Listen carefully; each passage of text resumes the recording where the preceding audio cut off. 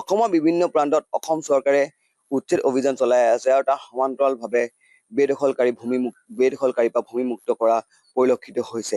কিন্তু এটা আচৰিত কথা যে শিৱসাগৰ 10 নং ৱাৰ্ডত পৌৰসভাৰ অধীনত যি 10 নং ৱাৰ্ড আছে সেই 10 নং ৱাৰ্ডত মৰিবিল যি বেদখল কৰিছে সেই বেদখল মুক্ত কৰিবলৈ বৰ্তমানো সক্ষম হোৱা নাই অসম চৰকাৰ তথা শিৱসাগৰ প্ৰশাসনে। আৰু এই কথা আমি বাৰম্বাৰ বাতৰি সম্প্ৰচাৰ কৰি আছো, কিন্তু তাৰ পাছতো কোনো ধৰণৰ ব্যৱস্থা গ্ৰহণ কৰা নাই চৰকাৰ তথা প্ৰশাসনে। আৰু আমাৰ লগত আজি ইয়াত উপস্থিত আছে দল সংগঠনৰ, তেওঁলোকে আমি প্ৰতিক্ৰিয়া জানিব চেষ্টা কৰিম। শিৱসাগৰ নগৰখনত এজাক বৰষুণে পানী হোৱাৰ মূল কাৰণ হৈছে ঐতিহাসিক যমুনা আৰু মৰিবিল বেদখল, যাৰ বাবে এজাক বৰষুণতে শিৱসাগৰ নগৰখনত বানপানীৰ দৰে পানীৰ পৰিৱেশৰ সৃষ্টি হয়। গতিকে আমি এই মৰিবিল আৰু যমুনা বেদখলৰ বাবে আমি সংগঠনৰ অসমীয়া যুৱ মঞ্চৰ তৰফৰ পৰা আমি বাৰে বাৰে দাবী উত্থাপন কৰি আহিছো।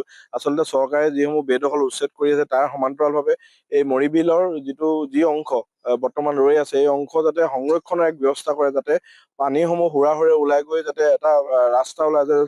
বহু বছৰ ধৰি এই বিলখন সংৰক্ষণ নকৰাৰ বাবে ইয়াত পিটনি হৈ জাবৰ দম হৈ গৈছে, যাৰ বাবে পানীসমূহ ওলাই যোৱাৰ কোনো ধৰণৰ বিকল্প নাই। গতিকে চৰকাৰক অনুৰোধ জনাইছো, বাকী অংশ ৰৈ যোৱা এই মৰিবিলৰ যি অংশ আছে বৰ্তমান এই অংশ চাফা কৰি পৰিষ্কাৰ পৰিচ্ছন্নতা কৰি পানীসমূহ যাতে ওলাই যায়, শিৱসাগৰত যাতে পুনৰ বানপানী পৰিৱেশ সৃষ্টি হয়, তাৰ বাবে চৰকাৰক উচ্ছেদৰ অভিযান আৰম্ভ কৰিবলৈ আমি অনুৰোধ জনাইছো। আৰু এটা প্ৰায় 90টা পৰিয়াল বেদখল কৰিলে, তাৰ ওপৰত 90টা পৰিয়াল যিসকলে বেদখল কৰিছে তাৰ ওপৰত চৰকাৰে তদন্তৰ ব্যৱস্থা কৰি যেনেধৰণে যিটো উচ্ছেদ কৰিবলৈ তাৰ ওপৰত চৰকাৰে যেনেধৰণে আগবাঢ়িবলৈ তাত আমাৰ চৰকাৰৰ প্ৰতি সমৰ্থন থাকিব।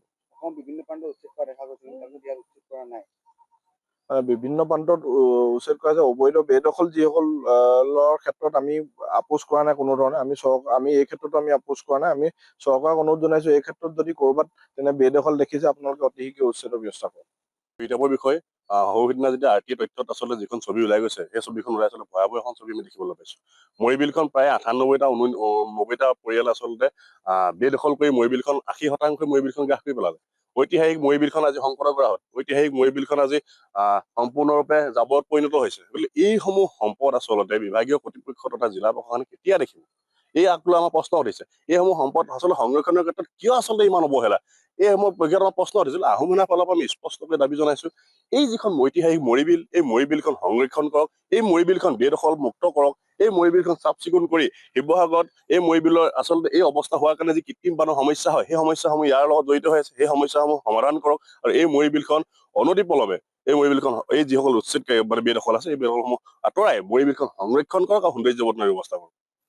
শিৱসাগৰ ঐতিহাসিক মৰিবিল যমুনাকে ধৰি আদিকে ধৰি পেলাই বহু প্ৰান্তত বেদখল বৰ্তমানো হৈ আছে, আৰু সেই বেদখল মুক্ত কৰিবলৈ অসম চৰকাৰ তথা শিৱসাগৰ প্ৰশাসনে সক্ষম হ'ব নে নহয় অনাগত দিনত সেই লক্ষণীয় হ'ব। আৰু এটা কথা ইয়াত উল্লেখ কৰিব লাগিব যে ইয়াত যিসকল লোকে বেদখল কৰি আছে তাৰ বেছি সংখ্যক লোকে আপোনাৰ ইয়াত অসমীয়া ভূমিপুত্ৰ বুলি জানিব পৰা গৈছে, কিন্তু তাৰ পাছত অসম চৰকাৰে তেওঁলোকৰ ওপৰত কি ব্যৱস্থা গ্ৰহণ কৰে সেয়া অনাগত দিনত লক্ষণীয় হ'ব। যিকোনো খবৰৰ বাবে যোগাযোগ কৰক 7099017330 লগতে 7099017110 নম্বৰত।